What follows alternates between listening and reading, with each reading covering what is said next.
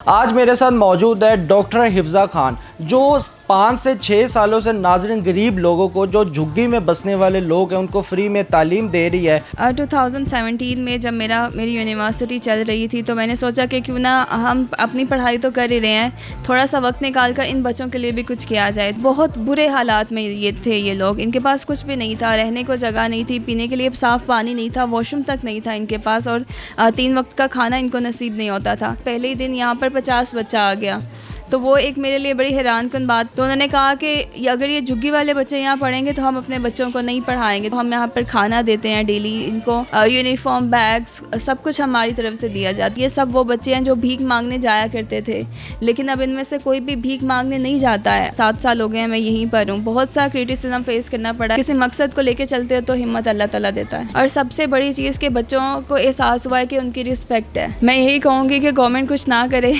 सिर्फ इनके लिए तालीम का इंतज़ाम कर दे।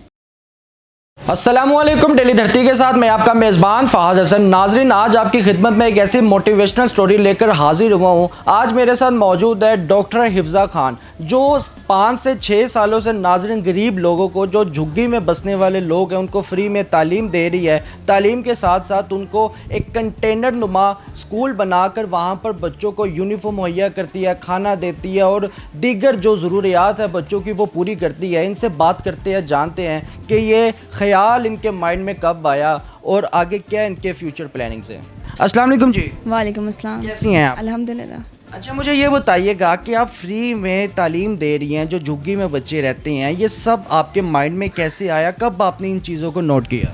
2017 में जब मेरी यूनिवर्सिटी चल रही थी तो मैंने सोचा कि क्यों ना हम अपनी पढ़ाई तो कर ही रहे हैं, थोड़ा सा वक्त निकाल कर इन बच्चों के लिए भी कुछ किया जाए। तो मुझे याद है मेरी समर ब्रेक थी यूनिवर्सिटी से, तो मैं अपना टाइम कहीं स्पेंड करना चाहती थी। तो मैं यहाँ पर आई और रमज़ान था, 46 डिग्री सेल्सियस में जब मैं यहाँ पर आई, इन बच्चों से मिली तो बहुत बुरे हालात में ये लोग, इनके पास कुछ भी नहीं था, रहने को जगह नहीं थी, पीने के लिए साफ़ पानी नहीं था, वॉशरूम तक नहीं था इनके पास, और 3 वक्त का खाना इनको नसीब नहीं होता था। लेकिन मैं जब बच्चों से मिली तो वो बहुत खुश थे, और जब मैंने उनसे तालीम की बात की कि अगर मैं आपको पढ़ाऊँ, अपना कुछ वक्त निकाल के यहाँ पर आया करूँ तो आप पढ़ोगे, उन्होंने कहा हाँ हम पढ़ेंगे।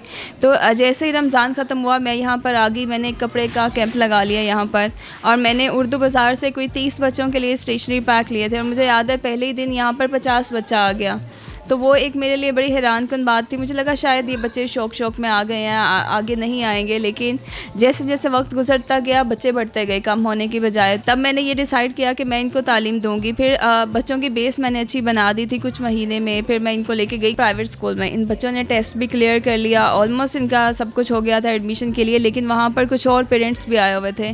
तो उन्होंने कहा कि अगर ये झुग्गी वाले बच्चे यहाँ पढ़ेंगे तो हम अपने बच्चों को नहीं पढ़ाएंगे। तो प्रिंसिपल ने रिफ्यूज़ कर दिया, उन्होंने भी एडमिशन नहीं दिया। फिर अपनी मदद आपके तहत अपनी टीम के साथ मिलकर मैंने यहाँ पर बांस का एक हट बना लिया, वहाँ पर बच्चे पढ़ाना शुरू कर दिए। कारी साहब और एक टीचर रखती, तो 4 साल ऐसे ही हमारे गुजरते गए। ये सब वो बच्चे हैं जो भीख मांगने जाया करते थे, लेकिन अब इनमें से कोई भी भीख मांगने नहीं जाता है। मुझे ये बताइएगा कि आप पर्सनली ये सब अखराजात का एक्सेप्ट कर रही हैं, खुद से खर्च रही हैं, या फिर कोई डोनेशंस वगैरह का भी कोई सिलसिला आपकी ज़िंदगी में है? जब मैंने स्टार्ट किया था मुझे याद है वो कपड़े का जो एक कैंप मैंने बनवाया था, मैंने उसके लिए लोन लिया था 11,000, तो वो लेके मैंने वो कैंप बनाया था। और जब वो लगाया तो फिर मैंने अपनी यूनिवर्सिटी में टीम बनाई, तो हम क्लास टू क्लास जाकर बच्चे अपनी पॉकेट मनी से इसमें कंट्रीब्यूट करते होते थे।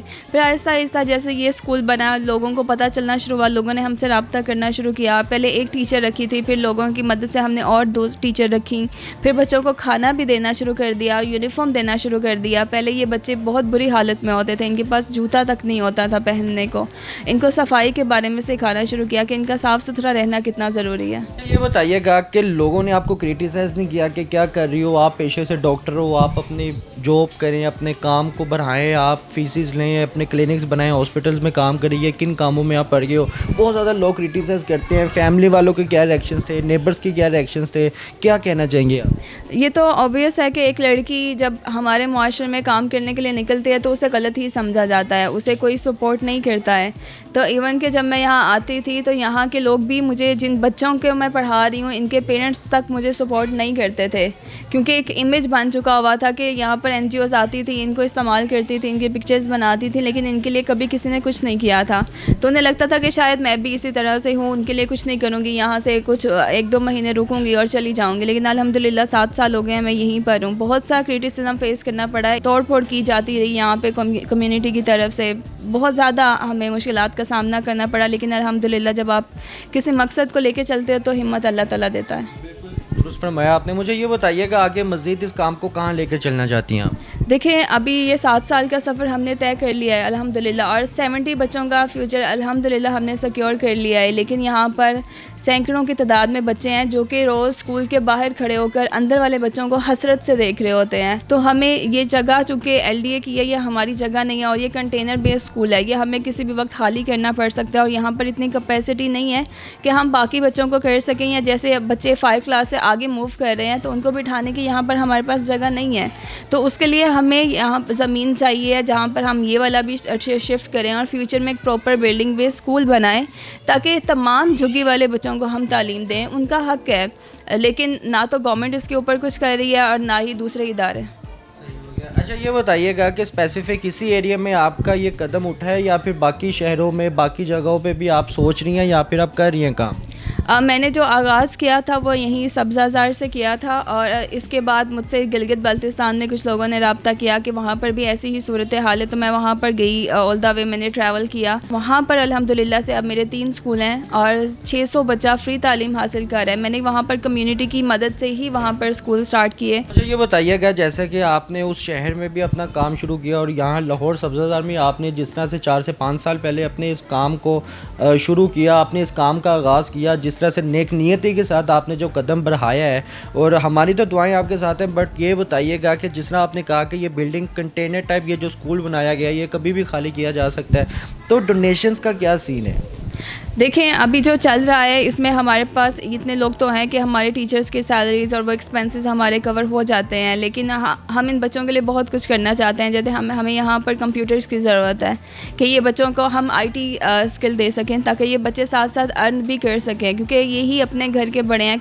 अभी भी ये बच्चे शाम को अपने माँ बाप के साथ काम करने के लिए जाते हैं, तो क्यों ना हम इन्हें साथ साथ एक हुनर दें जिससे वो एक इज़्ज़तदार तरीके से कमा सकें और अपनी फैमिली को भी साथ साथ सपोर्ट कर सकें। तो आपको सेक्रीफाइस करना पड़ता है।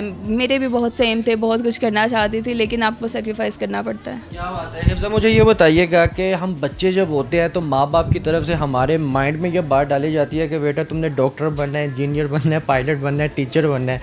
तो आप डॉक्टर भी बन गई हैं, टीचर भी बन गई हैं।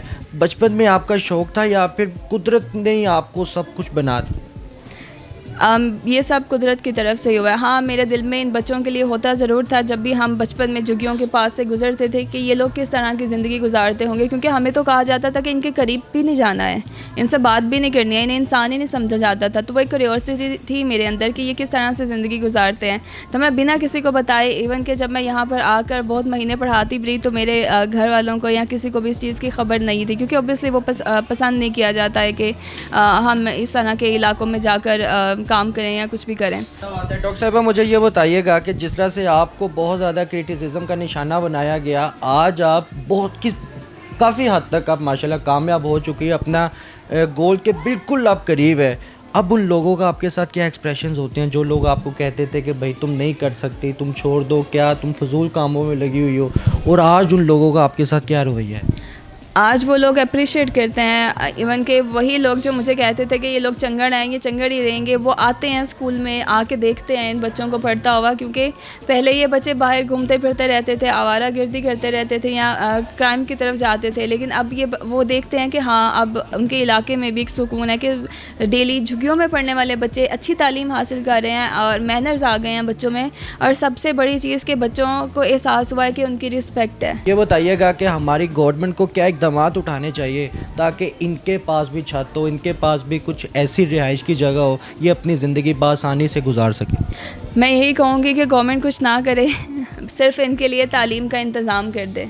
बात की। अच्छा मुझे हिफ्ज़ा मैम ये बताइएगा कि जिस तरह से आपने कहा कि ये आपका कंटेनर टाइप एक आपने जो स्कूल बनाया हुआ है और आपको अशद ज़रूरत है एक ज़मीन की जिस पे आप अपना एक स्कूल बना सकें इन बच्चों की तालीम और तरबियत के लिए, तो किस तरह से ये कदम उठाएंगी?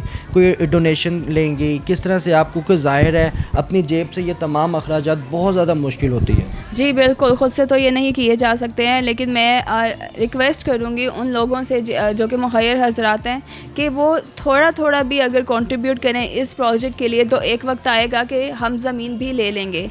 अगर हम कैंप से हट में जा सकते हैं और हट से एक कंटेनर नुमा स्कूल में आ सकते हैं, तो हम कंटेनर नुमा स्कूल से अपनी ज़मीन लेकर बिल्डिंग की तरफ भी जा सकते हैं। तो मेरी दरख्वास्त है उन लोगों से जो भी इस देख रहे हैं कि अगर आप कर सकते हैं तो इसको सपोर्ट करें और यहाँ पर आया करें, इन बच्चों से मिला करें, इनके साथ टाइम स्पेंड करें और ख़ुद देखें कि वाकई ये बच्चे आगे बढ़ना चाहते हैं। क्या बात है। तो जो लोग डोनेशन देना चाहेंगे वो किस तरह से आपके साथ रब्ता कर सकते हैं? वो एक नंबर है हमारा, वो उस पर हमसे रब्ता कर सकते हैं 03214930 इस नंबर पर हमसे रब्ता करें आप। हमारा सोशल मीडिया पे पेज है साया खुदाई जुल जलाल के नाम से, वहाँ पर आप हमसे कांटेक्ट कर सकते हैं और सब्ज़ाज़ार डी ब्लॉक के इलाके में हम मौजूद हैं, आप यहाँ पर आकर हमसे मिल भी सकते हैं। क्या बात है। लास्ट में कोई पैगाम देना चाहेंगे देखने वालों को किसी भी तरह का?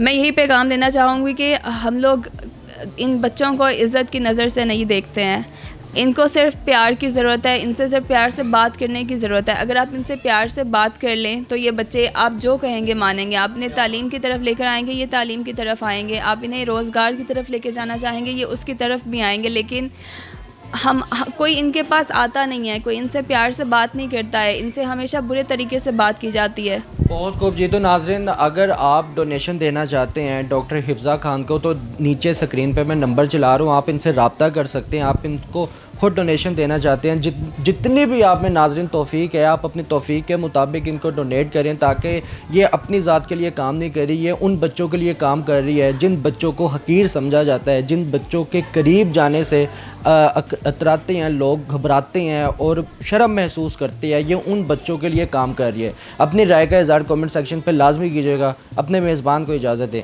अल्लाह हाफिज़।